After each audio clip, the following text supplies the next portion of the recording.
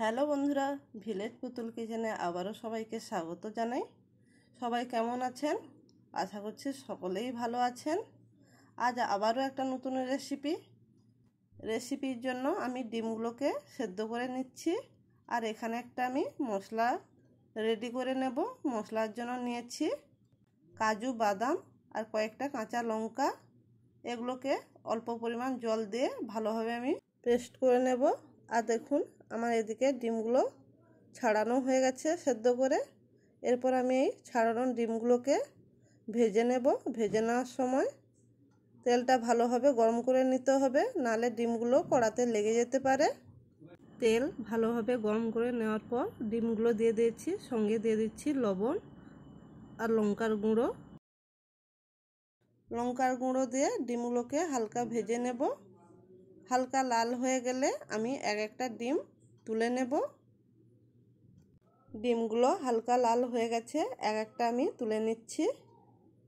তুলে নেওয়ার পর ওই যে বাকি তেলটা থাকলো, ওই তেলের সঙ্গে আমি দিয়ে দিচ্ছি পেঁয়াজ কুচি দিয়ে দিচ্ছি। এখানে আমি 3টা পেঁয়াজ কুচি করে নিয়েছি। পেঁয়াজগুলোকে আমি বেরেস্তা তৈরি করে নেব। কিছুটা সময় দিয়ে পেঁয়াজের বেরেস্তা তৈরি করে নিতে হবে। আমার বেরেস্তা তৈরি করে নেওয়া হয়ে গেছে। এবার ওই তেলে দিয়ে দিচ্ছি বাদাম, এলাচ, দারচিনি, কিশমিশ, সব কিছু আমি হালকা ভেজে নিচ্ছি। ভেজে নেওয়ার পর ওই তেলে দিয়ে দিচ্ছি পেঁয়াজ বাটা দিয়ে পেঁয়াজটাকে হালকা কষিয়ে নেব। কষিয়ে নেওয়ার পর দিয়ে দিচ্ছি পেঁয়াজ কষিয়ে নেওয়ার পর দিয়ে দিচ্ছি রসুন বাটা দিয়েও হালকা কষিয়ে নিতে হবে। এরপর দিয়ে দিচ্ছি আদা বাটা। সব কিছু ভালোভাবে কষিয়ে নিতে হবে। কষিয়ে নেওয়ার পর বাদামটা যে আমি বেটে রেখেছিলাম, ওই বাদামটা দিয়ে দিলাম। বাদাম দিয়েও ভালোভাবে কষিয়ে নিতে হবে। বন্ধুরা, রেসিপিটা একবার হলেও বাড়িতে বানিয়ে পরিবেশন করবেন। এরপর আমি দিয়ে দিচ্ছি জিরে গুঁড়ো, চাট মশলা, ধনে গুঁড়ো, সব কিছু দিয়েও আবারও ভালোভাবে কষিয়ে নেব।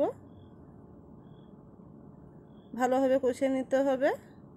ভালোভাবে কষিয়ে নেওয়ার পর এখানে আমি দুধ দিয়ে দিলাম। এখানে আমি গরুর দুধ দিয়েছি। দুধটাকে ভালোভাবে গরম করে ঠান্ডা করে নিয়েছিলাম। এরপর আমি ডিমগুলো দিয়ে দিলাম। ডিম দিয়ে 15 মিনিটের জন্য আমি ঢাকনা দিয়ে রেখে দেব। কিছুটা পরিমাণ আমি কাঁচা লঙ্কাও দিয়ে দিয়েছি সঙ্গে।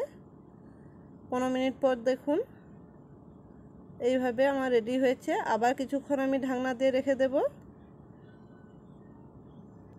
এইভাবে ঢাকনা দিয়ে 2-3 বার 15-20 মিনিট ভালোভাবে ফুটিয়ে নিতে হবে।